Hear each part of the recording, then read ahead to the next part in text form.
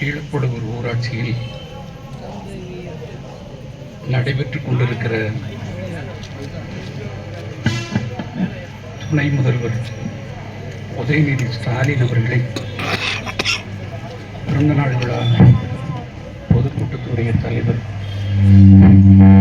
ஒன்றிய கழகத்தின் மதிப்புமிக்க செயலாளர் எங்கள் ஐயா அசோக சக்கரவர்த்தி அவர்களே, வரவேற்புரையாற்றி அமர்ந்திருக்கிற கிளைக்கழகத்தின் செயலாளர் எங்கள் ஐயா ரவி அவர்களே, ஒன்றிய கழகத்தினுடைய துணை செயலாளர் என் அன்புமிக்க சகோதரர் ரவி அவர்களே, ஒன்றிய கழகத்தின் துணை செயலாளர் மதிப்புமிக்க சகோதரர் தமிழரசி சுந்தர் அவர்களே, முன்னாள் கிளைக்கழக செயலாளர் ஐயா வரதராஜன் அவர்களே, ஐயா உலக ராஜேந்திரன் அவர்களே, சுபாஷினி கமலக்கண்ணன் அவர்களே, அப்துல்லா அவர்களே, நிகழ்ச்சியில் பங்கெடுத்திருக்கிற மணிமேகலை அவர்களே, சின்னப்பிள்ளை அவர்களே, கலியபெருமாள் அவர்களே, இங்கு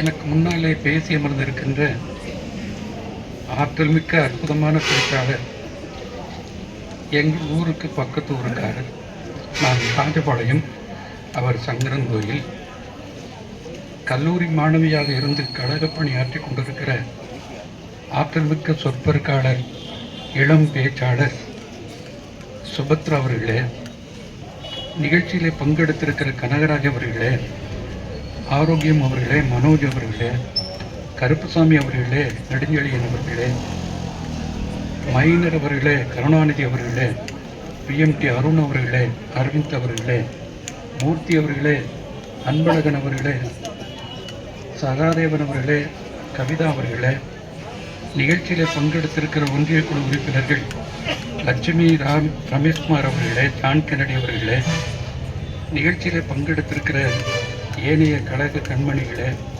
நன்றியுரையாற்றக்கூடிய தனவேல் அவர்களே, குழுமி இருக்கின்ற பெரியோர்களே, உங்கள் அத்தனை பேருக்கும் என்னுடைய பணிவான வணக்கம். எனக்கு முன்னாடி பேசினவங்களாம் கொஞ்சம் விவரமாக பேசிட்டு விவரமாக உட்காந்துட்டாங்க. இப்போ நம்ம பாடுதான் கொஞ்சம் திண்டாட்டு. நான் என்ன பேச நினச்சி வந்தேனோ அதை எனக்கு முன்னாடி பேசின சுபாஷினியும் பேசிட்டாங்க, சுபத்ராவும் பேசிட்டாங்க. நான் ரொம்ப நேரம் பேச மாட்டேன். படிப்பு சுமார் தான் 2 எழுத்து தான் படிச்சிருக்கிறேன், அதிகமாக படிக்கலைங்க. வயசுலும் அப்புறம் ஒன்றும் பெரிய மனசு இல்லைங்க. ஒரு 75 வயசு தானுங்க ஆகுது. சும்மா டையக்கே எடுத்து மேக்கப் பண்ணிட்டு அலைஞ்சிட்டு இருக்கிறோம்.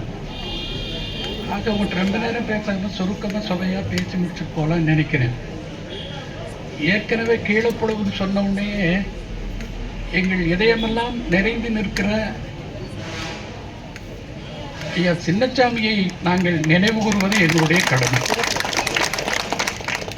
1964 இந்திக்கு தமிழ்நாட்டில் ஆதிக்கமாம், நீங்கள் எல்லோரும் வாருங்கள் நாட்டினரே, செந்தமிழுக்கு தீங்கு வந்த பின்பும் இந்த தேகம் இருந்ததொரு லாபம் உண்டோ என கேட்டு தன் தேக்குமர தேகத்தை தீ நாக்குக்கு பலியிட்டு மாண்டு முடிந்த வீரமரவன் கீழப்புலவு சின்னசாமி.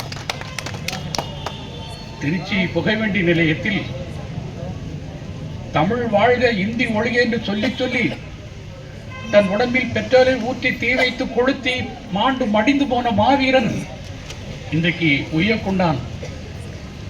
அந்த ஆற்றங்கரையில் சமாதியாக இருக்கிறார். அவருடைய பிள்ளைகள் திராவிட செல்வியும் அவருடைய இல்லத்தில் இருப்பவர்களும் இங்கு இருக்கிறார்கள். அந்த குடும்பத்திற்கும் அவருக்கும் என் மனப்பூர்வமான இதயபூர்வமான வணக்கத்தை நான் தெரிவித்துக் கொள்கிறேன்.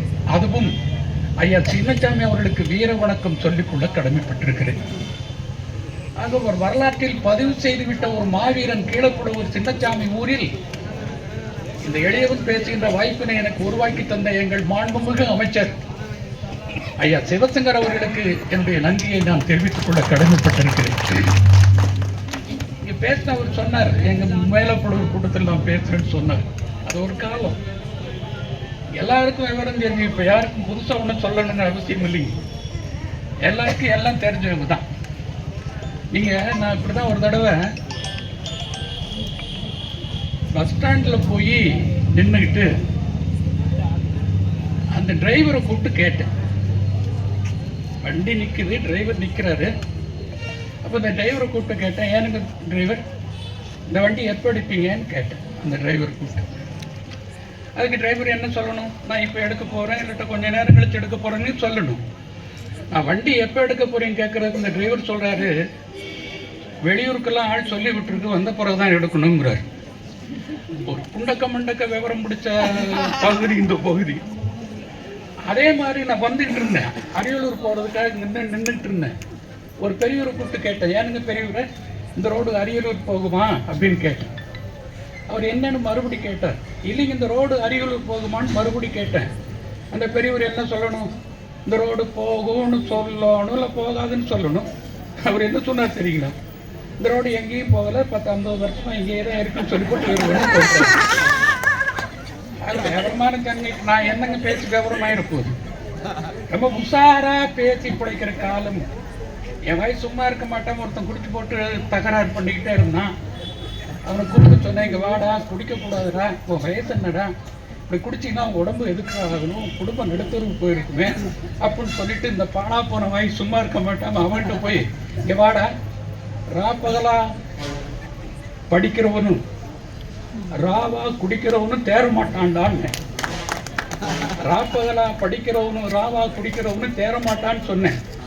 அவன் அந்த போதையில் என்னை பார்த்து சொன்னான். என்ன சொன்னேன் அப்படின்னா, ராப்பகலா படிக்கிறவனும் ராவா குடிக்கிறவனும் தேர மாட்டான்னு சொன்னேன். அவன் என்கிட்ட திருப்பி பார்த்து சொன்னான், இங்க பார், ஓவரா பேசுற வாயும் ராத்திரி சுத்துற நாயும் அடி வாங்காம போனதாக வரலாறு இல்லை. அந்தமா பேசணுமா அசோக சக்கரவர்த்தியா ஒரு வேட்டி போட்டாரோ வாங்கணுமான்னு போயிட்டே இருக்கணும்னு தவிர இந்த சேட்டையெல்லாம் இந்த பண்ணிக்கிறாதேன்னு சொல்லிட்டு.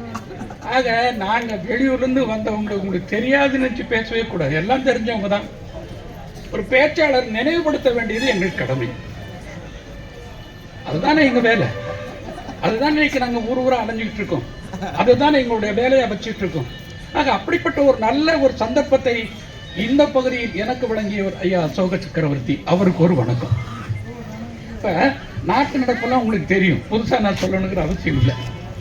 எங்கள் தளபதி மு.க. ஸ்டாலின் 1.5 கோடி தொண்டர்களின் உயிர் மூச்சு, நம்பிக்கை, உயிர் நாளம் எங்கள் தளபதி மு.க. ஸ்டாலின். என்னுடைய எதிர்காலம் மட்டுமில்லை, நிகழ்காலமும் மட்டுமில்லை, அனைவரும் எங்கள் தளபதி மு.க. ஸ்டாலின் அவர்கள் தான். இன்னும் கூட சொன்னால் இந்த தமிழ்நாட்டிற்கு கிடைத்திருக்கிற ஒரு நல்ல அற்புதமான தலைவர் தளபதி மு.க. ஸ்டாலின் ஒரு ஏழை எளிய மக்களை ஈர்க்கின்ற ஒரு பக்குவமற்ற தலைவராக இருக்கிறார் எங்கள் தளபதி மு.க. ஸ்டாலின்.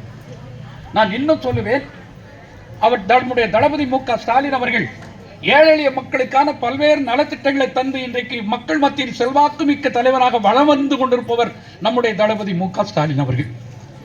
அந்த தளபதி மு.க. ஸ்டாலின் அவர்கள் மாநில இளைஞர் அணிச்செயலாளர் இருந்தபோது இந்த எளியவன் அவரோடு மாவட்ட இளைஞர் அணிச்செயலாளராக இருந்தேன். அப்பதான் ஐயா கூப்பிட்டு வந்து கூட்டம் போட்டாங்க. அவர் மாநில இளைஞர் அணிச்செயலாளர், மாவட்ட இளைஞர் அணிச்செயலாளர். அப்போது நான் சட்டமன்ற உறுப்பினராக இருக்கிற வாய்ப்பு எனக்கு கிடைத்தது. ஒரு சாதாரண எளிய குடியிலே பிறந்த என் தாய் நாத்து நட்டி விட்டு வந்துதான் எனக்கு உணவு தருவாள். என் தகப்பனார் ஒரு கூலி வேலை செய்வர். எனக்கு திராவிட முன்னேற்ற கழகத்தின் சார்பில் நீ வேட்பாளர் என்று அறிவித்து என்னை வெற்றி பெறச் செய்தவர் எங்கள் ஐயா தளபதி மு.க. ஸ்டாலின். அதுக்குத்தான காலமெல்லாம் அவர் கால் தொட்டு கிடக்கிறோம்.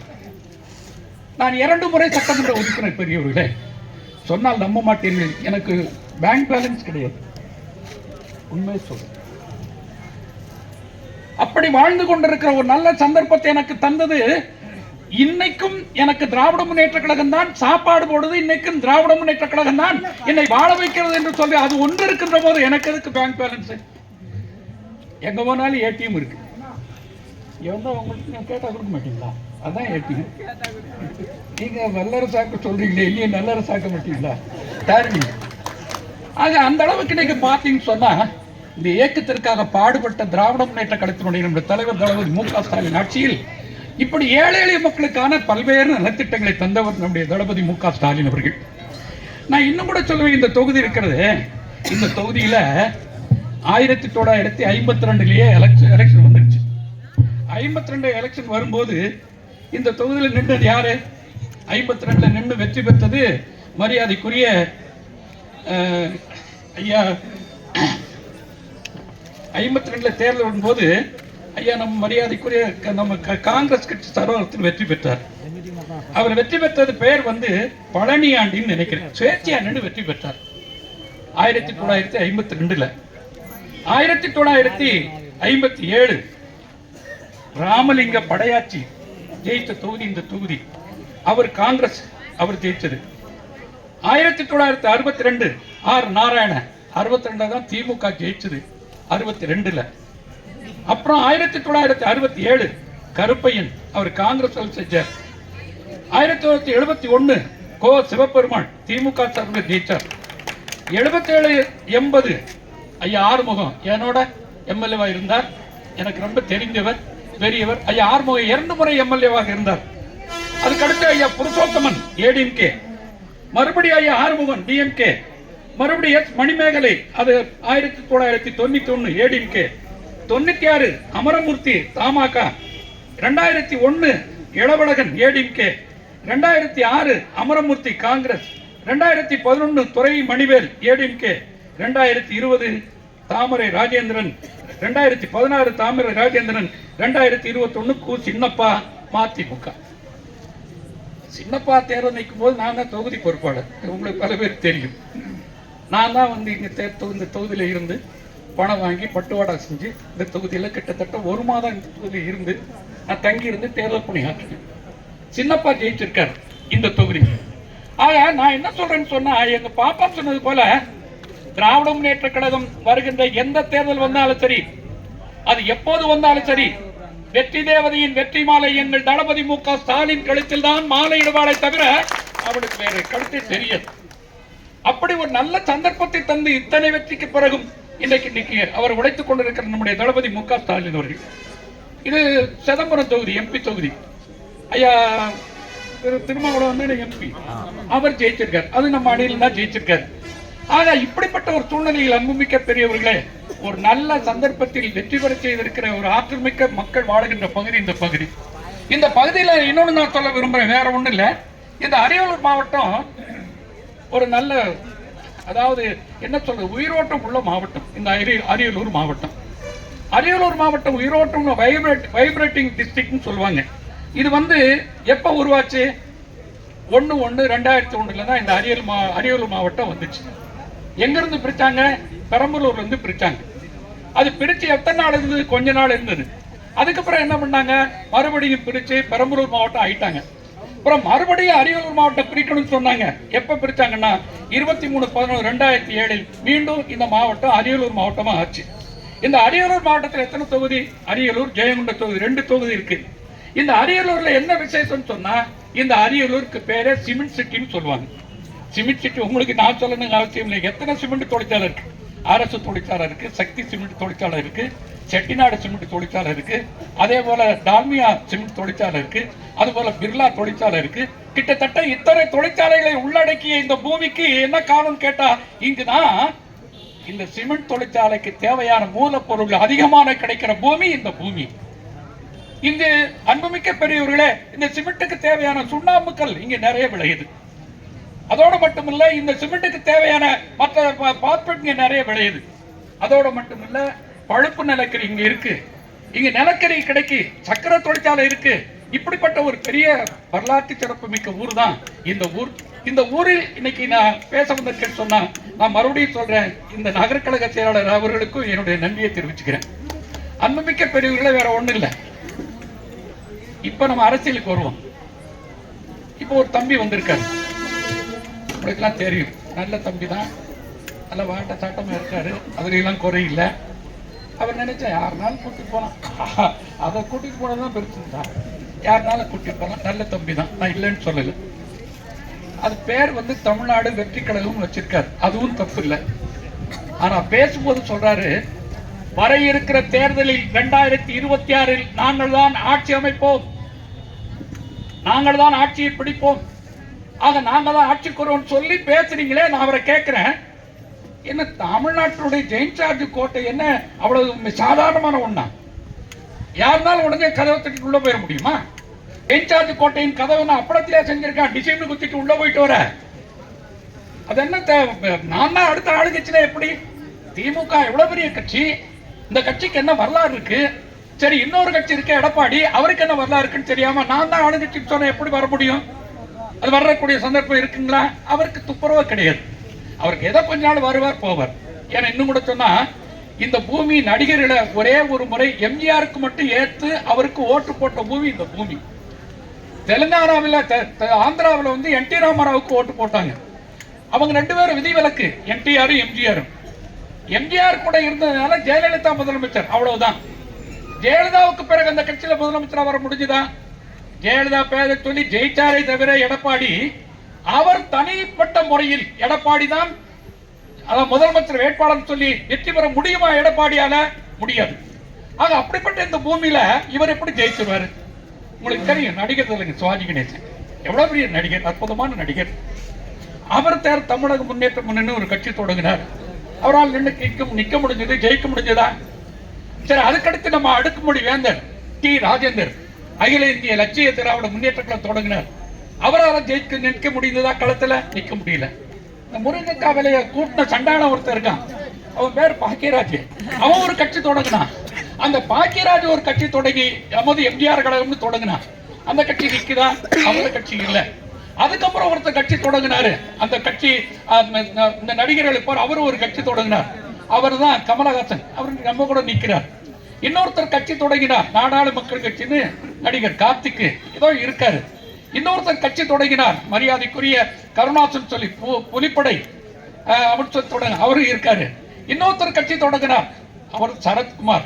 அந்த சரத்குமார் ஒரு கட்சி தொடங்கி அடுத்து நான் தாண்டார், அவர் இன்னைக்கு இருக்கிற இடம் தெரியல. இப்படி எத்தனையோ பேர் கட்சி தொடங்கி இருக்கிற இடம் தெரியாம போயிட்டாங்களே, இந்த பையன் எப்படி முதலமைச்சர் ஆக முடியும்? சும்மா பிடிச்சிட்டு நான் தான் அடுத்த முதலமைச்சர் அப்படின்னு சொல்லிட்டு அவர் சொல்றாரு. ஆட்சியில பங்கு பெறுவேன், அதிகாரத்துல பங்கு பெறுவேன், வாங்கடே நீயே ஜெயிச்சிருவில்ல, பிறகு அதுக்கு ஆட்சியில எப்படி பங்கு கொடுப்ப? அதிகாரத்தில் எப்படி பங்கு பெறுவ? ஏன்னா அதிகாரத்துல பங்கு பெறுவேன், ஆட்சியில பங்கு தருவேன், உனக்கு எதுக்கு கூட்டணி? நீயே நினைச்சு ஜெயிச்சிடும் சொல்றீல. ஆக அப்படி ஒரு கூட்டணியை வச்சுக்கிட்டு இன்னைக்கு அவர் கிளம்பி வர்றாரு. அவர் இன்னைக்கு சொல்றாரு 200 தொகுதி நாங்க தான் ஜெயிப்போம்னு சொல்லி. அவர் 200 தொகுதி ஜெயிக்கிறது இருக்கட்டும், நம்ம ஐயா எடப்பாடி இருக்காரு, அவரும் சேர்ந்து சொல்றாரு. அதான் சங்கடமா இருக்கு. அவர் பாவம் எடப்பாடி பழனிசாமி இருக்காருங்களே, அவரு காலாவதியான ஒரு மாடல் போன். அவரு நிறைய தொட்டாலும் வேலை செய்யாது, பட்ட நமக்குனாலும் வேலை செய்யாது, அது என்ன செஞ்சாலும் வேலை செய்யாது. அந்த செல்போனு, அந்த கூறுகட்ட கோவிக்கு எதுக்கு 2 சிம் கார்டு? அந்த செல்போனே ஆகாது. உனக்கு எதுக்கு இத்தனை செல்போனு, இத்தனை இது? அது அவரு கிளம்பி வர்றாரு, நானும் அடுத்த முதலமைச்சர் நான் தான் சொல்லிட்டு அவரும் சொல்றாரு. ஒண்ணு மட்டும் சொல்ற, அன்புமிக்க பெரியவர்களே, திராவிட முன்னேற்ற கழகம் தேர்தலில் நின்ற போதெல்லாம் எங்கள் மரியாதைக்குரிய தலைவர் தளபதி மு க ஸ்டாலின் அவர்கள் 2019 முதலில் நாங்கள் தேர்தல் களத்தில் நின்ற போது நாடாளுமன்ற தேர்தலில் 40க்கு 40 வெற்றி பெற்றவர் எங்கள் தளபதி மு க ஸ்டாலின். அப்ப நாங்க எதிர்கட்சி, ஆளுங்கட்சி கூட இல்லை. அடுத்து 2019 ஒரு இடைத்தேர்தலிலும் திமுக கூட்டணி தான் வெற்றி பெற்றது. நாங்க ஆளுங்கட்சி இல்ல, அப்ப எதிர்கட்சி. 2021 நடந்த சட்டமன்ற தேர்தல் நாங்க தான் அதிக பெரும்பாலான இடத்துல வெற்றி பெற்றோம். அடுத்து 2024 நாடாளுமன்ற தேர்தல் திமுக தான் 40க்கு 40 வெற்றி பெற்றது சொன்ன வந்தது. அதுக்கப்புறம் அன்புமிக்க பெரியவர்களே, எத்தனையோ உள்ளாட்சி தேர்தல் வந்தது, நாங்க தான் ஜெயிச்சோம். சட்டமன்ற தேர்தல் நாங்க தான் வந்து ஜெயிச்சோம். இப்போ வந்து ஈரோடு இடைத்தேர்தல் நாங்க தான் ஜெயிச்சோம். விக்கிரவாண்டி இடைத்தேர்தல் நாங்க தான் ஜெயிப்போம். இனி 2026 தேர்தல் வந்தாலும் நாங்க தான் ஜெயிப்போம்னு சொல்லி நான் சொல்லல, அந்த தெய்வம் சொல்லிட்டு உட்கார்ந்துருக்கு. அந்த அளவுக்கு இன்னைக்கு பாத்தீங்கன்னு சொன்னா ஒரு நல்ல ஒரு பெரிய ஒரு அமைப்பு கொண்டு இருக்கிற கட்சி திராவிட முன்னேற்ற கழகம். இந்த கட்சியின் சார்பில் தான் இன்னைக்கு நாங்க நின்று உங்களை எல்லாம் சந்திச்சு கேட்க காரணம், உங்களெல்லாம் நம்பித்தான் நாங்க நிக்கிறோம். எங்க தலைவர் டாக்டர் கலைஞர் ஆட்சிக்கு வந்த பிறகு இந்த பெண் சமுதாயத்துக்காக எத்தனை திட்டம் தந்திருக்காங்க தெரியுங்களா? உங்களுக்கு தெரியும், 1929 தந்தை பெரியார் அந்த ஒரு ஜீவன் இல்லைன்னா அந்த வீபராஜன் மேடையிலே நிற்க முடியாது.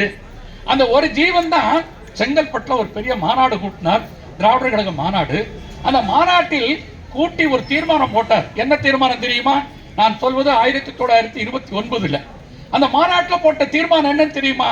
பெண்களுக்கு சொத்திலே சமபங்கு தரணும்னு ஒரு தீர்மானம் போட்டார். பெண்களுக்கு சொத்துல சமபங்கு கொடுக்கணும் தீர்மானம் போட்டார். அதோடு மட்டுமில்ல, பெண் பிள்ளைகளுக்கு ராணுவத்துக்கு அனுப்புங்கன்னு சொன்னார். பெண் பிள்ளைகளை போலீஸ் வேலைக்கு அனுப்புங்கன்னு சொன்னார். இப்படியெல்லாம் சொல்லி தீர்மானம் போட்டது தந்தை பெரியார். ஆனா நம்ம தலைவர் டாக்டர் கலைஞர் ஆளுங்கட்சியா வந்த பிறகு 1989 அவர் முதலமைச்சர், இந்த விபி ராஜா அப்போது சட்டமன்ற உறுப்பினர் வந்த உடனே சொன்னார், பெண்களுக்கு சொத்திலே சமபங்கு சொல்லி சட்டம் போட்டு பெண்களுக்கு மரியாதை தந்த தலைவர் திராவிட முன்னேற்ற கழக தலைவர் டாக்டர் கலைஞர் அவர்கள். சொத்துல சமபங்கு. பெண் பிள்ளைகள் இன்னைக்கு போலீஸ் வேலைக்கு போறாங்க. 1973 நினைக்கிறேன், எங்க ஐயா கலைஞர் அவர்கள் ஆட்சி, அவர் தான் முதலமைச்சர், ஐஜி அருள். அப்ப என்ன பண்ணாங்கன்னா, முதல்ல பெண் போலீஸ் படை வேணும்னு சொல்லி விரும்பி அந்த போலீஸ் படை தொடக்குறாங்க. முதல்ல ஒரு 20 பேர் தேர்ந்தெடுத்து, ஒரு எஸ்ஐ உஷா அம்மா, ஒரு ஹெட் கான்ஸ்டபிள், 18 போலீஸ் சேர்த்து 20 பேர் கொண்ட படைய 1973 முதல்ல பெண்களுக்கு போலீஸ் வேலை தந்து மரியாதை தந்தவரும் நம் தலைவர் டாக்டர் கலைஞர் தான். இன்னைக்கு நம்ம வீட்டில் எத்தனை பேர் இன்னைக்கு போலீஸா இருக்காங்க? கிட்டத்தட்ட 35,000 பேர் இன்னைக்கு இருக்காங்க. அந்த போலீஸ்ல இன்னைக்கு வேலை செஞ்சுட்டு இருக்காங்க. ராணுவத்தில் போய் சேருங்கள் சொன்னவர் தந்தை பெரியார் தான் சொன்னார். ராணுவத்தில் நீங்க போய் வேலை இன்னைக்கு ராணுவத்தில் பார்த்தீங்கன்னா ராணுவ வீரர்களாக இன்னைக்கு பெண்கள் இருக்காங்க. ஆக ஐயா பெரியாருடைய கனவை நினைவாக்க பாடுபட்டது நம்ம தலைவர் டாக்டர் கலைஞர் அவர்கள். அந்த பெண் பிள்ளைகளுக்கு மகளிர் உதவி குழுன்னு சொன்ன வந்துச்சுங்களே, அதை உண்டு பண்ணது யாரு? நம்ம தலைவர் டாக்டர் கலைஞர் தானே. அவர் தானே இந்த சுய உதவி குழு கொடுத்தாரு. இந்த சுய உதவி குழு கொடுத்துட்டு அந்த சுய உதவி குழு வாங்கிய கடன் எல்லாம் ரத்துன்னு சொல்லி ரத்து பண்ண புண்ணியம் வழங்கும் அந்த தலைவர் டாக்டர் கலைஞர் தானே. ஆக பெண்களுக்கு நாங்க எத்தனையோ சாதனைகள் செஞ்சிருக்கோம். நீங்க மனசு வச்சீங்கன்னா நாங்க எப்பவும் எங்க பாப்பா சொன்ன மாதிரி எப்பவும் நாங்க ஜெயிச்சுக்கிட்டே இருக்கலாம். இன்னொன்னு சொல்லுவேன், பெண்களுக்கு அவங்க சொன்னாங்க அற்புதமான திட்டம். அந்த திட்டம் விடியல் பயண திட்டம் சொல்லி நீங்க பாத்தீங்கன்னா, இந்த டவுன் பஸ் வந்தவொடனே ஏறி உட்காந்து போயிடுறீங்க. நகர பேருந்துல இலவசமா போயிட்டு வரீங்க. கட்டணமில்லா பேருந்துன்னு போறீங்க. அந்த கட்டணமில்லா பேருந்துல எத்தனை பேர் போறாங்கன்னு தெரியுங்களா? நிறைய பேர் போறாங்க. அதுல இருந்து ஐயர் ஐயங்கார் சாஸ்திரி சர்மா அவங்களாம் போறாங்க. பாவம், 10 ஆள் வேலையை ஒத்தாள் செய்வாளே சித்தாடு. அவன் காலையில் எடுத்தோன்னா அந்த பஸ்ல ஊர் விட்டு ஒரு வேலைக்கு போகும்போது அந்த பஸ்ல ஏறி தான் வேலைக்கு போறான். காலையில ஒரு 10 ரூபா, சாயந்தரம் ஒரு 10 ரூபா மிச்சம்னா ஒரு நாளைக்கு 20 ரூபா எனக்கு மிச்சம் கிடைக்கியான்னு சொல்றான். சித்தாடு வேலைக்கு மட்டும் இல்ல, கூலி வேலைக்கு போறாங்களே அவங்களுக்கு அந்த பஸ் தான். அட வீட்டு வேலைக்கு போறாங்களே அந்த பஸ்ல தானே வேலைக்கு போறாங்க. அட பாசி மணி ஊசி மணி விற்க போறாங்களே அவங்க இந்த பஸ்ல தானே போறாங்க. அட சோசியம் சொல்ல போறாங்களே அவங்க இந்த பஸ்ல தானே போறாங்க. அதோட மட்டும் இல்லை, இந்த பெண் பிள்ளைகள் வெளியே போறதுக்கு இன்னைக்கு டவுன் பஸ்ல போறதுக்கு இலவசமா நீங்க போயிட்டு வரலாங்கிற ஒரு அற்புதமான திட்டத்தை தந்தது நம்ம தலைவர் டாக்டர் கலைஞரின் பிள்ளை தளபதி மு.க. ஸ்டாலின் அவர்கள் தந்த திட்டம் தான் அந்த இலவச அந்த கட்டணம் இல்லாத பேருந்து திட்டம். அந்த பஸ்ல இப்ப இன்னைக்கு எத்தனை நாள் நீங்க போயிட்டு வரலாம், எத்தனை தடவைனாலும் போகலாம், எத்தனை தடவை வரலாம். அரியலூர்ல நீங்க கிளம்புனீங்கன்னா ஜெயங்கொண்டம் வரைக்கும் போயிட்டு ஜெயங்கொண்டத்திலிருந்து வரிசையா சென்னை வரைக்கும் நீங்க போயிட்டே வந்துட்டு இருக்கலாம். யாரை ஏன்னு கேட்க போறது இல்லை. அப்படி ஒரு நல்ல திட்டம் தான் இந்த விடியல் பயண திட்டம். அந்த விடியல் பயண திட்டத்தோட இன்னொன்னு சொன்னார். என்ன சொன்னார் தெரியுங்களா? நீங்க எல்லாம் பஸ்ல போகும்போது பாத்தீங்கன்னா உங்க பேரனையோ அல்லது உங்க பையனையோ கூட்டிட்டு பஸ் ஏறி போகும்போது அந்த பையன்கிட்ட சொல்லியே கூட்டி போவீங்க. இல்லை கண்டக்டர் வயசு கேட்பாரு, 2.5 வயசுன்னு நான் சொல்லுவேன், நீயும் ஆமான்னு சொல்லணும்டான்னு சொல்லி ட்ரைனிங் கொடுத்து பஸ் ஏறி போயிட்டு இருக்கோம். போயிட்டு இருக்கும்போது கண்டக்டர் வருவார், ஏய் ஏமா அந்த பையனுக்கு டிக்கெட் எடுமா. ஐயா உனக்கு 2.5 வயசு தான். 2.5 வயசா? 2.5 வயசா? ஆமா 2.5 வயசு. இல்லை இங்க வாடா, எத்தனை படிக்கணும் அவன் படிக்கிறத சொல்லிடுவான். ஏமா இந்த வயசுல எப்படி இவ்வளவு படிக்க முடியும், டிக்கெட் எடுமான்றான். இப்ப என்ன பண்ணிட்டா தெரியுங்களா தளபதி? 5 வயசு வரைக்கும் இந்த கூட்டி போற பேர பிள்ளைகளுக்கு, உங்க பிள்ளைகளுக்கு 5 வயசு வரைக்கும் டிக்கெட் இல்லைன்னு சொல்லி ஒரு நல்ல திட்டத்தை தந்திருக்காரு. இது எவ்வளவு பெரிய திட்டம். திருநங்கைகளுக்கு இலவசம், மாற்றுத்திறனாளிகளா இலவசம். அந்த மாற்றுத்திறனாளியை கூட கூட்டி போறாரு, அவருக்கு இலவசம். அட சட்டமன்ற உறுப்பினர் எங்களுக்கும் இலவசம். இப்படி எத்தனை திட்டங்களை நீங்க தந்திருக்கிறாங்கன்னு சொன்னா இதெல்லாம் ஏழை மக்களுக்கான திட்டமா? எந்த திட்டம் எண்ணி பாருங்க. ஆக அப்படிப்பட்ட ஒரு நல்ல திட்டங்களை தந்திருக்கிற நம்முடைய தளபதி மு.க. ஸ்டாலின் அவர்கள் தொடர்ந்து ஆளணுங்கிறது தான் எங்க விருப்பம். நீங்க எங்களுக்கெல்லாம் வாக்களிக்கணுங்கிறது தான் எங்களுடைய தாழ்மையான வேண்டுகோள். ஏன்னா அப்படிப்பட்ட நம்முடைய தளபதி அவர்களுடைய ஆட்சியில் தான் நிறைய காரியங்கள் நடந்துகிட்டே இருக்கு, இன்னும் நடக்குது. நீங்க இன்னும் கூட சொல்ல அன்புமிக்க பெரியவர்களே, நம் தளபதி மு.க. ஸ்டாலின் ஆட்சியில் காலை உணவு திட்டம் அது உங்களுக்கு தெரிஞ்ச ஒண்ணுதான். புதுமை பெண் திட்டம் உங்களுக்கு தெரிஞ்ச ஒண்ணுதான். அது போல தமிழ் புதல்வன் திட்டம் உங்களுக்கு தெரிஞ்ச ஒண்ணுதான். மகளிர் உரிமை தொகை திட்டம் அது உங்களுக்கு தெரிஞ்ச ஒண்ணுதான். இத்தனை திட்டமும் தந்தாரு தளபதி மு.க. ஸ்டாலின் தானே. இந்த எடப்பாடி எதுவும் கொடுத்திருக்காரா? இது மாதிரி இந்த பையன் வர்ற பையன் எதுவும் செய்ய முடியுமா? அதுக்கு திறமை வேணுமா, அறிவு வேணுமா? அவங்ககிட்ட இதெல்லாம் இருக்கா? இல்லவே இல்லையே. ஆக அப்படிப்பட்ட ஒரு நல்ல திட்டங்களை தந்திருக்கிற நம்முடைய தளபதி மு.க. ஸ்டாலின் அவர்கள் ஆட்சியில தான் இவ்வளவு காரியம் நடக்கும். இன்னொன்னு, எல்லாருக்கும் எல்லாம் செஞ்சு திராவிட மாடல் சொன்னாங்க, உண்மைதான். வேற ஒண்ணும் இல்லை. எங்க தலைவர் டாக்டர் கலைஞர் முதலமைச்சராக இருந்தார். அவர் முதலமைச்சராக இருக்கும்போது தாழ்த்தப்பட்ட மக்களுக்கு அவங்க கல்வியில வேலை வாய்ப்பில் போகணும்னு சொன்னா இடஒதுக்கீடு வேணும். அந்த இடஒதுக்கீடு எத்தனை சதவீதம் கொடுத்தாங்க தெரியுமா? தாழ்த்தப்பட்ட மக்களுக்கு 16% இடஒதுக்கீடு கொடுத்தாங்க. எப்ப? கலைஞர் அவர்கள் முதலமைச்சராக இருந்த போது, முதலமைச்சராக முன்னாடி 16% இடஒதுக்கீடு. கலைஞர் ஆட்சிக்கு வந்தார், 16% உங்களுக்கு காணாதியான்னு சொல்லி வந்த உடனே 18% ஆக்கினார். 18% காணாதுன்னு சொல்லி 1% பழங்குடியினருக்கு தனியா பிரிச்சாரு. இப்படி 18% தாழ்த்தப்பட்டவர்களுக்கு 1% பழங்குடியினர் பிரிச்சாரு. அதோட மட்டுமில்ல, அது இன்னொன்னு செஞ்சாரு. இந்த 18% தாழ்த்தப்பட்ட மக்களுக்கு ஏன் ஆக்குன தெரியுமா? அது ஒரு 3% இந்த அருந்ததிற்கு நான் பிரிச்சு கொடுக்கணும். அவங்க பாவப்பட்டவங்க, அவங்க ரொம்பவும் கஷ்டப்படுறவங்க, அடுக்கி வைக்கப்பட்ட மூடைகளில் அடிமூடையா கிடக்கிறான், அவனுக்கு ஒரு முக்கியத்துவம் கொடுக்கணும்னு சொல்லி அவன் வீட்டு பிள்ளைகளும் கல்வியில் வேலை வாய்ப்பில் முன்னேறணும் சொல்லியிருக்காங்க. அவங்களுக்கு 3% இடஒதுக்கீடு தரணுங்கிறது தான் இவங்களுக்கு 18% ஆக்கி 1% பழங்குடியினர் ஆக்கியிருக்குன்னு சொல்லி அந்த திட்டத்தை கொண்டு வந்தார். அப்படி அவர் கொண்டு வந்த அந்த திட்டம் இன்னைக்கு எத்தனை பேருக்கு வாழ்வழிக்கு, இன்னைக்கு எத்தனை அருந்ததியர் டாக்டர் ஆயிட்டாங்க, எத்தனை அருந்ததியர் வக்கீல் ஆயிட்டாங்க, இன்ஜினியர் ஆயிட்டாங்க. இதுக்கெல்லாம் காரணம் யாரு? நம்ம தலைவர் டாக்டர் கலைஞர் அல்லவா? இது போல அவங்க ஏதாவது செஞ்சிருக்காங்களா? அது போல எதுவும் செய்யல. அதோட இன்னொன்று மட்டுமில்ல, அன்புமிக்க பெரியவர்களே, எல்லா சமுதாயத்துக்கும், அனைத்து சமுதாயத்துக்கும் திமுக தான் சார் பாடுபட்டு இருக்கு. உங்களுக்கு தெரியும், வன்னியர் சமுதாயம், அந்த வன்னியர் சமுதாய மக்கள் துடிப்புள்ள மக்கள். 1987 அந்த 1987 ஐயா டாக்டர் ராமதாஸ் ஐயா பாட்டாளி மக்கள் கட்சி தொடங்கல. அப்ப அவர் வன்னியர் சங்கம்னு ஒரு அமைப்பு வச்சிருக்காரு. இந்த வன்னியர் சங்கம்னு ஒரு அமைப்பை வச்சுக்கிட்டு அவர் என்ன பண்ணானா, எங்க மக்களுக்கு கல்வியில் வேலை வாய்ப்பில் போதுமான இடஒதுக்கீடு இல்லாதனால எங்க பிள்ளைகளை படிக்க வைக்க முடியல, ஆக எங்களுக்கு போதுமான இடஒதுக்கீடு வேணும்னு சொல்லி ஐயா மரியாதைக்குரிய ஐயா டாக்டர் ராமதாஸ் அவர்கள் ஒரு போராட்டம் அறிவிச்சார். போராட்டம் அறிவிச்சது 1987. 1987 யார் முதலமைச்சர்? எம்ஜிஆர் முதலமைச்சர். எம்ஜிஆர் முதலமைச்சர்னா அவர் பாவம் ஆஸ்பத்திரியில் கிடக்கிறாரு. யார் நிர்வாகம் பண்ணது? நெடுஞ்செழியனும் பண்ருட்டி ராமச்சந்திரனும். 2 பேர்த்தையும் கேட்டார், எங்களுக்கு இடஒதுக்கீடு கொடுப்பதற்கு என்ன செய்ய போறீங்கன்னு கேட்டார். அவங்க பார்த்தாங்க, ஒண்ணு செய்யல. அன்புமிக்க பெரியவர்களே, 7 நாள் நடந்த அந்த தொடர் போராட்டத்தில் ஈடுபட்ட வன்னிய சமுதாய சகோதரர்களை 28 பேரை சுட்டுக் கொண்டார்கள். நாவலர் நெடுஞ்செழியனும் பண்ருட்டி ராமச்சந்திரனும் 28 பேரை சுட்டு கொண்டுட்டாங்க. 28 பேரை சுட்டு கொண்ட பிறகு 89 டாக்டர் கலைஞர் முதலமைச்சர் வந்தோன்னு ஐயாவை கூப்பிட்டார். ராமதாஸ் ஐயாவை கூப்பிட்டோம், இங்க வாங்க ஐயா, நான் என்ன சொல்லணும்னு கேளுங்கய்யான்னு கேட்டார்.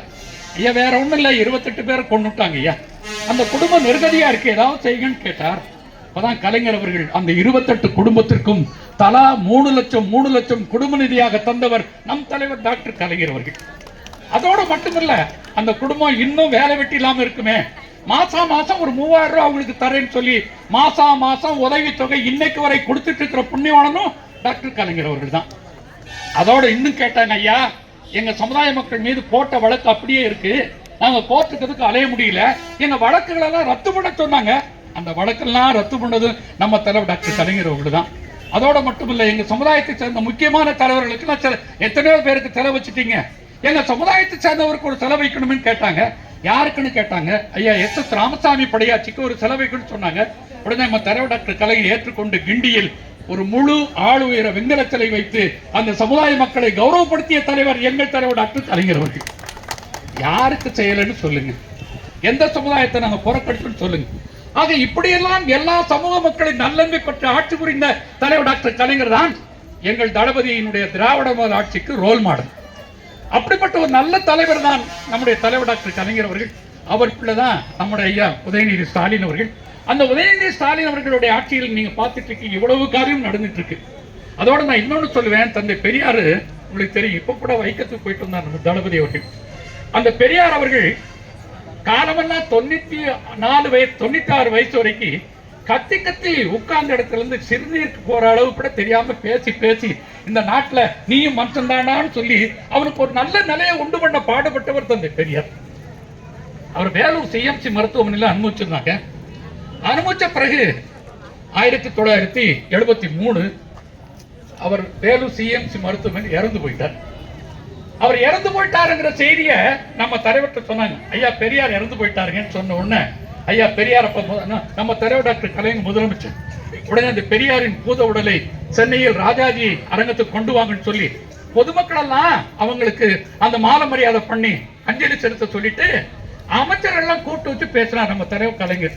ஐயா பெரியார் இறந்து போயிட்டாரு, அஞ்சலி கொண்டு வந்துட்டோம். அவர் இந்த நாட்டில் பாடுபட்டது எவ்வளவோ காலம் பாடுபட்டாரு, அவருக்கு அரசு மரியாதையோடு தான் அடக்கம் பண்ணணும், அது அப்படி செய்வோயான்னு சொன்னாங்க. அதான் நல்ல முடிவுன்னு சொல்லி எல்லாரும் சேர்ந்து அரசு மரியாதையோடு தந்தை பெரியாருக்கு அடக்கம் செய்யணும்னு சொல்லி முடிவெடுத்து நேரம் வந்தாங்க. அப்போது தலைமைச் செயலாளர் சபாநாயகம் அவரை கூப்பிட்டாங்க. மிஸ்டர் சபாநாயகம் வாங்க, எங்க ஐயா பெரியாருக்கு அடக்கம் பண்ண போறோம், அதுவும் அரசு மரியாதையோட தான் அடக்கம் பண்ணணும், அதுக்கு ஏற்பாடு பண்ணுங்கன்னு சொன்னார். உடனே சபாநாயகம் சொன்னார், அது எப்படிங்க முடியும்? பெரியார் என்ன ஏதாவது அரசு பதவியில் இருந்தாரா?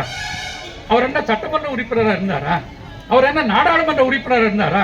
அவருக்கு எப்படிங்க அப்படிலாம் செய்ய முடியும்? அப்படிலாம் செய்ய முடியாதுங்க, அடக்கம் அப்படி பண்ண முடியாதுங்க அரசு மரியாதையோடு சொன்னார். உடனே என்னன்னு கேட்டார், அவர் எந்த அரசு பதவி இல்லை அதனால முடியாதுன்னு சொன்னார். உடனே கலைஞர் சொன்னார், மகாத்மா காந்திக்கு எப்படி அடக்கம் பண்ணீங்க சொல்லுங்க? மகாத்மா காந்தி எம்எல்ஏ இருந்தாரா? மகாத்மா காந்தி நாடாளுமன்ற உறுப்பினராக இருந்தாரா? அவருக்கு மட்டும் அரசு மரியாதையோடு அடக்கம் பண்ணாங்களே, அது போலதான் இவருக்கு அடக்கம் பண்ணணும்னு சொன்னார். அப்ப சபாநாயகர் சொன்னார், Mahatma Gandhi is our father of nation சொன்னார். எங்க இந்திய நாட்டுடைய தந்தை, அதனால அவருக்கு அடக்கம் பண்ணு சொன்னார். கலைஞர் அடுத்தடியில் சொன்னார், தந்தை Periyar leader of nation in Tamil Nadu government leader என்று சொல்லி, தமிழ்நாடு கவர்மெண்ட் லீடர் இவருக்கு அடக்கம் இப்படிதான் பண்ணணும்னு சொன்ன உடனே அவர் மறுபடியும் ஒன்று சொன்னார், இப்படி நீங்க அடக்கம் பண்ணா உங்க ஆட்சிக்கு ஆபத்து வரும்னு சொன்னார். என் ஆட்சி போனாலும் போகட்டும் என்று இருப்பேனே தவிர முழுக்க முழுக்க ஐயா பெரியாருக்கு அரசு மரியாதையோடு அடக்கம் பண்ணால்தான் நான் இந்த நாட்டுடைய முதலமைச்சர், அடக்கம் பண்ணுவேன் சொல்லி பண்ணார். அப்படிப்பட்ட பெரியாருக்கு அந்த மரியாதை தந்த அந்த நம்ம தலைவர் டாக்டர் கலைஞர் அவர்கள் அந்த பெரியாருக்கு பின்னால் அவர் சொன்ன காரியங்கள் தான் செஞ்சிட்டு இருக்கனாலதான் இன்னைக்கு ஓரளவு தாழ்த்தப்பட்ட மக்கள் மத்தியில் மற்ற மக்கள் மத்தியிலும் ஒரு மரியாதை இன்றைக்கு கிடைத்துக் கொண்டிருக்கிறது. அப்படிப்பட்ட ஒரு நல்ல தலைமை நம்முடைய தலைவர் டாக்டர் கலைஞருடைய பிள்ளை வைக்கத்துக்கு போய் அந்த பெரியாருக்கு அவருக்கு அந்த மண்டபத்தை திறந்து வச்சு இன்னைக்கு அந்த மரியாதை செஞ்சுட்டு வந்திருக்காங்க. ஆகவே அன்புமிக்க பெரியவர்களே, உங்களுக்கு தெரியாத கூட சொல்லல, எல்லாம் அரசியல் நெருங்க தேர்தல் நெருங்க இவ்வளவு சாதனை பண்ணியிருக்கோம். தயவுசெய்து ஓட்டுக்கு 1000 ரூபாய் கேட்டுறாதீங்க. ஓட்டுக்கு 1000 ரூபாய் வாங்குனீங்கன்னா அது நல்லவா இருக்குன்னு நினைக்கிறீங்க. 1000 ரூபாய் ஓட்டுக்கு வாங்குறது என்ன நியாயம்? தயவுசெய்து அப்படி கேட்காதீங்க. ஒருவேளை கொடுத்தானா வேண்டாம்னு சொல்ல போறது இல்ல, நீங்க வாங்க இருக்க போறது இல்ல. ஓட்டுக்கு 1000 ரூபாய் வாங்க, இவ்வளவு காரியம் செஞ்ச புண்ணியவாளனுக்கு 1000 ரூபாய் ஓட்டு வாங்க எது நியாயம்? ஆக இன்னைக்கு அவரு இவ்வளவு சாதனை பண்ணிருக்காரு. எடப்பாடி சொல்றாரு, நான் தான் அடுத்த சீஃப் மினிஸ்டர் அப்படிங்கிறாரு. எடப்பாடி என்ன செஞ்சார் சொல்லுங்க? எடப்பாடி சொன்ன ஏதாவது செஞ்சிருக்காரா சொல்லுங்க? நீங்க ஏதாவது ஆட்சிக்கு ஒண்ணு இல்ல. இந்த கிராமத்துல தான் சொல்லுவாங்க, எங்க பெரியவர் ஒருத்தர் பாட்டு பிடிப்பாரு, முள்ளு முனை இருக்கலீங்க முள்ளு முனை, அதுல ஒருத்தர் 3 குளம் வெட்டு வேண்டிருக்கான். அப்பவே கூப்பிட்டு, டேய் அதே முள்ளு முனைங்கிற, எப்படி நான் 3 குளம் வெட்டு வேணும்னு கேட்டிருந்தா அவன் படிச்சிருக்கவே மாட்டான். இவன் நம்மாடு பார்த்தான், முள்ளு முனைங்கிறான், 3 குளம் வெட்டுவேங்கிறான். அப்படி வாயை பார்த்தான் பா, இவன் தொடுத்துட்டான். முள்ளு முனையில 3 குளம் வெட்டி வச்சான், அதுல 2 குளம் பாழா போச்சு, 1 குளத்துல தண்ணி இல்லைன்னா. எவ்வளவு விவரமா சொல்றான் பார். முள்ளு முனையில 3 குளம் வெட்டி வச்சு அதுல 2 குளம் பாழா போச்சு, 1 குளத்துல தண்ணி இல்லைன்னா. அந்த தண்ணி இல்லாத குளத்துல மண் எடுத்தா 3 பேர்னா, அதுல 2 பேர் நொண்டி, ஒருத்தனுக்கு கையே இல்லைன்ட்டான். அந்த கையிலாதவன் வரைஞ்ச சட்டி 3 சட்டினா, அது 2 சட்டி பச்சை, 1 சட்டி வேகவே இல்லைன்ட்டான். அந்த வேகாத சட்டியில போட்ட அரிசி 3 அரிசினா, அதுலயும் 2 அரிசி பச்சை, 1 அரிசி வேகவே இல்லைன்ட்டான். அந்த வேகாத சோத்துக்கு மோர் கொடுக்க 3 எருமண்ணா, அதே வேகலிங்க. அந்த வேகாத சோத்துக்கு மோர் கொடுக்க 3 எருமண்ணா, அதுல 2 எருமை மலடு, 1 ஈனவே இல்லைன்ட்டான். அந்த ஈனாத எருமைக்கு விட்ட காடு 3 காடுன்னா, அதுல 2 காடு சொட்ட, 1 காடு புல்லே இல்லைன்ட்டான். அந்த புல் இல்லாத காட்டுக்கு கந்தாயம் 3 பணம்னா, 2 பணம் கள்ள வெள்ளி, 1 செல்லவே இல்லைன்ட்டான். அந்த செல்லாத பணத்துக்கு நோட் பண்ணா 3 பையன்னா, 2 பைய குருட்டு பைய, ஒருத்தனுக்கு கண்ணே இல்லைன்ட்டான். அந்த கண்ணிலான் விட்ட ஊரு 3 ஊர்னா, 2 ஊரு குடி இல்ல, 1 ஊர்ல ஆளே இல்லைன்னா. அது போல இந்த எடப்பாடி என்ன சொன்னா என்ன செஞ்சா, பெருமக்கார பெரியப்பா என் பின்னாடி வந்து சொரியப்பான்னு சொரிய ஓட்டிட்டு இருக்காங்க, அவருக்கா ஓட்டு. காலமெல்லாம் அவங்க காலை சுத்தி கிடக்குறோம். எங்களுக்கு நீங்க அவங்க ஆதரவு கொடுக்கணும். இன்னும் கூட சொன்ன அனைத்து ஜாதின்னு அர்ச்சகராகலாம் சொல்லிட்டு போயிட்டாரு. எல்லாரும் சொல்லிட்டாங்க. அனைத்து அர்ச்சகராக பாடுபட்டது யாரு? நான் ஒரு சாதாரண மனிதன். நான் கல்லூரில படிச்சுட்டு வேலை இல்லாம வீதியில திரிஞ்சேன். ஒரு அர்ச்சகர் ஐயர் ஆயிட்டா 4 கோயில்ல வருமானம் கிடைக்கும் சொல்லி எல்லா சமஸ்கிருத மந்திரங்கள் எல்லாம் நான் படிச்சேன். எல்லா சமஸ்கிருத மந்திரம் படிச்சு கோயில்ல பிள்ளையார் கோயில்ல பூஜை பண்ணிட்டு இருந்தேன். நல்ல வருமானம் கிடைச்சது. அப்படி நான் கேட்டு வருமானம் கிடைக்கும் போது அன்புமிக்க பெரியவர்களே, ஒரே ஒரு நிமிஷம் சகோதரி இதை முடிச்சுட்டீங்கன்னு சொல்லி உட்காருமா சரின்னு சொல்லிட்டு இந்த மந்திரம் எல்லாம் படிச்சேன். நான் இங்க போன இந்த உச்சி பிள்ளையார் கோயிலுக்கு போயிருந்தேன். அங்க போனா ஒரு ஏகப்பட்ட கூட்டம். அந்த கூட்டத்துல ஒரு சகோதரி உங்களை மாதிரி வந்திருந்தா. வந்தவொடனே ஐயர் கேட்டார், என்னமான்னு கேட்டார். ஐயா, நான் கல்யாணம் முடிச்சு 7 வருஷம் ஆச்சு. 7 வருஷமா ஒரு குடும்பம் இல்ல, புட்டு இல்ல, ஒண்ணு இல்ல. நான் ஒரு வழியும் தோணல. சோசியாத்து போனேன். சோசியார் சொன்னார் 7 நாள் 7 கோயில அர்ச்சனை பண்ணா உன்னை பிடி சனி எல்லாம் போயிரும் சொன்னார். நேற்று தான் அந்த கோயிலுக்கு போனேன். ஒரு வழியும் தோணல. இன்னைக்கு இந்த கோயிலுக்கு வந்திருக்கேன். அதுக்கு ஐயர் சொன்னார், அர்ச்சனை சிட்டு வச்சிருக்கியோ? வச்சிருக்கேன். தேங்காய் படம், சூடம், சாம்பிராணி பத்தி வச்சிருக்கேன். விபூதி 2 பையே வச்சிருக்கேன். வாகனம் கூட்டி போனார். பிள்ளையார் பக்கத்துல உட்கார வச்சார். உட்கார வச்சு நம்ம ஐயர் சொன்னார், 2 தேங்காய் பழம் எடுத்து பழம் எடுத்து போட்டார். 2 விபூதி எலி போட்டார். விபூதி எலி போட்டு நம்ம ஐயர் சொன்னார், ஓம் கணாதிபாய நம தூர்பாக்கியமம் பூஜையாமி அப்படின்னு சொன்னார். இது அந்த பிள்ளைக்கு தெரியுமா? சத்தியமா தெரியாது. அட எனக்கு தெரியுமா? எனக்கும் தெரியாது.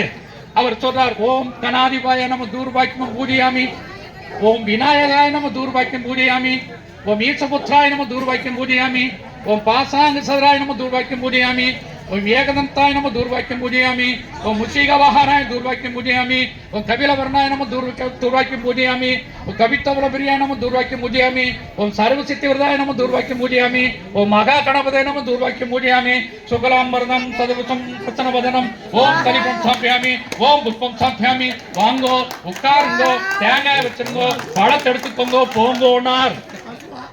நம்மளும் பழத்தை தூக்கிட்டு வந்தோம்ல, நம்மளுக்கு பிடிச்ச பீட போச்சுங்களா? ஒரு மன திருப்தித்தானே சார், ஒரு மன திருப்தித்தானே சார். அதுல இருந்து இவர் சொன்னா கேட்கிற கடவுள் ஏன் ஒரு முதலியார் சொன்னா கேட்க மாட்டாங்களா?